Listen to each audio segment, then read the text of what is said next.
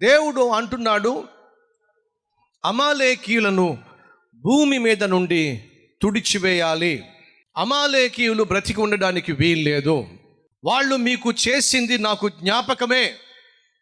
దేవుని యొక్క జ్ఞాపకాల్లో అమాలేకీయుల పట్ల ఒక చేదు జ్ఞాపకము మిగిలిపోయి ఉంది. అమాలేకీయులను దేవుడు జ్ఞాపకం చేసుకున్నప్పుడు ఒక చేదు జ్ఞాపకం, ఒక చెడు జ్ఞాపకం. ఎందుకంటే అమాలేకీయులు బహు దుర్మార్గులు. అమాలేకీయులు ఎవరో తెలుసా? ఏశావు సంతానం. ఏశావు నుండి పుట్టుకొచ్చిన వాళ్ళు అమాలేకులు.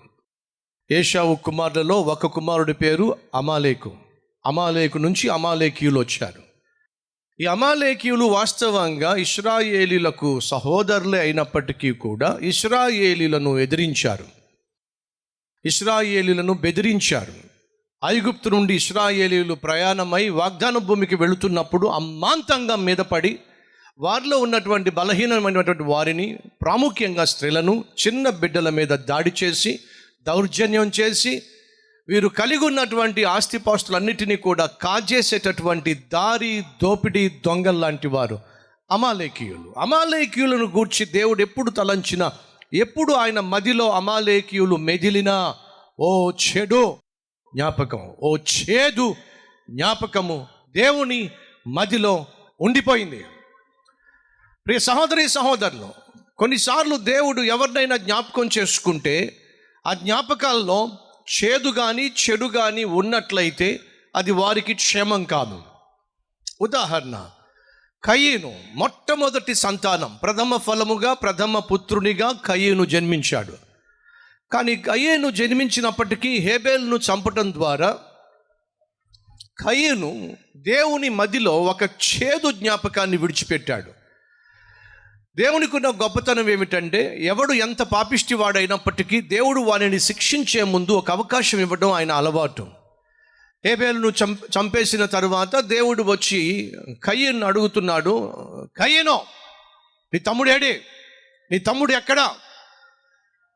ఎప్పుడూ తన తమ్ముని గురించి అడగనటువంటి దేవుడు హేబేలును చంపేసిన తర్వాత అడుగుతున్నప్పుడు ఆలోచన చేయాల్సింది ఏమని?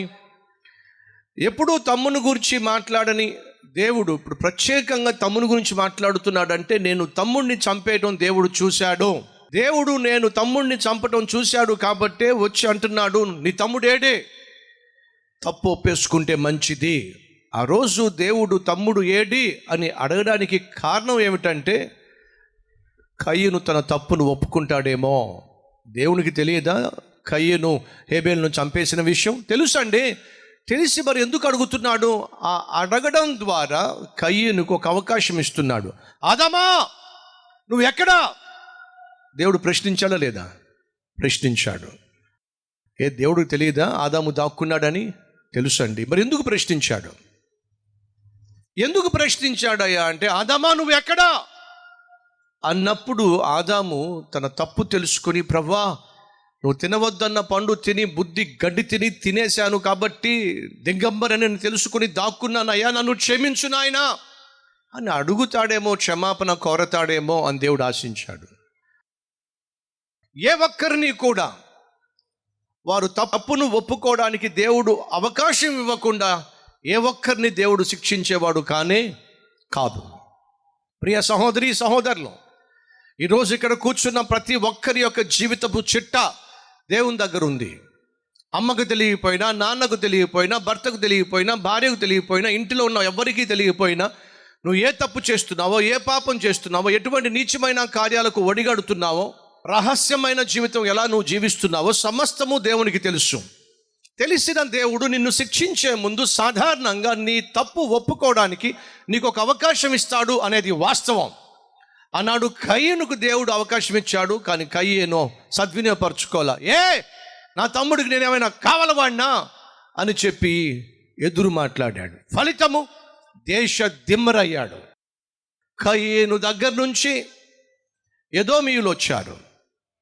సహోదరి సహోదరులు, ఎదోము ఒక దేశంగా ఏర్పడింది.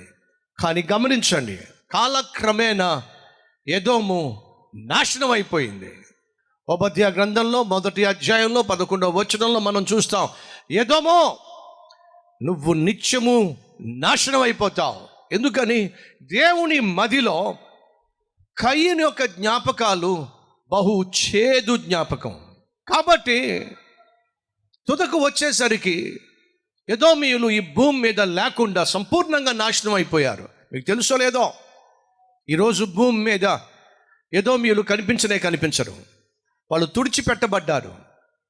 కారణము, దేవుని మదిలో కయీను ఒక చేదు జ్ఞాపకాన్ని విడిచిపెట్టాడు. 2, అమాలేకీయులు. అమాలేకు అనేటటువంటి వాని ద్వారా పుట్టుకొచ్చిన వాళ్ళు ఈ అమాలేకీయులు. వీళ్ళు బహు ప్రమాదకరమైన వాళ్ళు. దేవుడు మోషే ద్వారా ఇశ్రాయేలు ప్రజలతో అంటున్నాడు, నాకు జ్ఞాపకమే, అమాలేకీయులు మీకు చేసింది నాకు జ్ఞాపకమే. ఏమిటా జ్ఞాపకం? వాళ్ళు దుష్టులు, వాళ్ళు దుర్మార్గులు, వాళ్ళు నీచులు, వారు భయంకరులు. వారు బ్రతికి ఉన్నంత కాలము మీకు శాంతి సమాధానము ఉండదు. కాబట్టి వాళ్ళని చంపేసేయండి. అది ఆ రోజు దేవుడు ఇచ్చినటువంటి శాసనము. దేవుని మదిలో ఓ చెడు జ్ఞాపకాన్ని మిగిల్చాడు అమాలేకు. ప్రియ సహోదరి సహోదరులు, మన జీవిత ప్రయాణంలో అనేక మందిని కలుస్తూ ఉంటాం, అనేక మందితో మాట్లాడుతూ ఉంటాం, అనేక మందితో మన జీవితంలో అనేక వ్యవహారాలు నడిపిస్తూ ఉంటాం. కానీ జాగ్రత్తగా వినండి, ఎవరైనా నీ గురించి వారి మధ్యలో ఒక చెడు జ్ఞాపకాన్ని పెట్టుకున్నట్లయితే అది నీకు మంచిది కాదు అని ప్రభువు పేరట మనవి చేస్తున్నాను. పోతూ నీ జీవితంలో చెడు జ్ఞాపకాన్ని దేవుని మధ్యలో విడిచిపెట్టిపోతావో, క్షమాపణ కోరి ప్రభువా నన్ను మన్నించు అని వేడి మధురమైన జ్ఞాపకాన్ని దేవుని హృదయంలో విడిచిపెట్టి వెళ్ళిపోతావు. నీ చేతుల్లో ఉంది.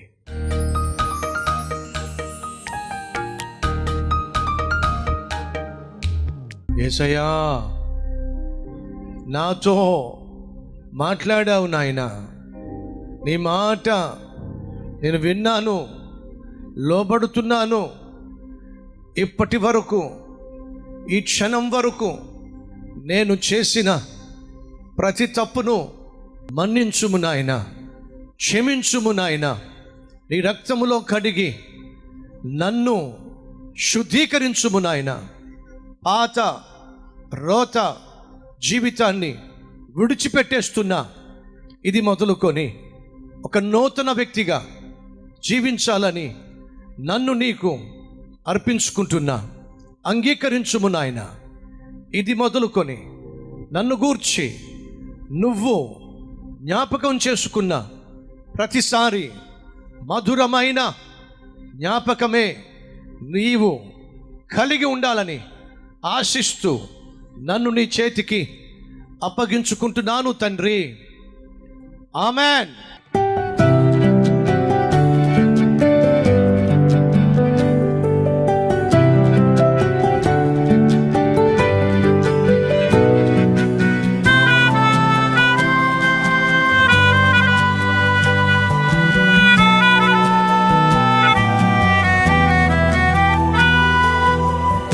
ఫ్రెండ్స్, ఈరోజు అందించిన ఈ క్లుప్త సందేశం మీకు నిజంగా ఆశీర్వాదకరంగా ఉంటే లైక్ చేయండి, 10 మందికి షేర్ చేయండి. అలాగే ఓ చక్కని కామెంట్ పెట్టి మీ యొక్క అభిప్రాయం తెలియచేయాల్సిందిగా కోరుతూ మళ్ళీ కలుసుకుందాం. అంతవరకు సెలవు.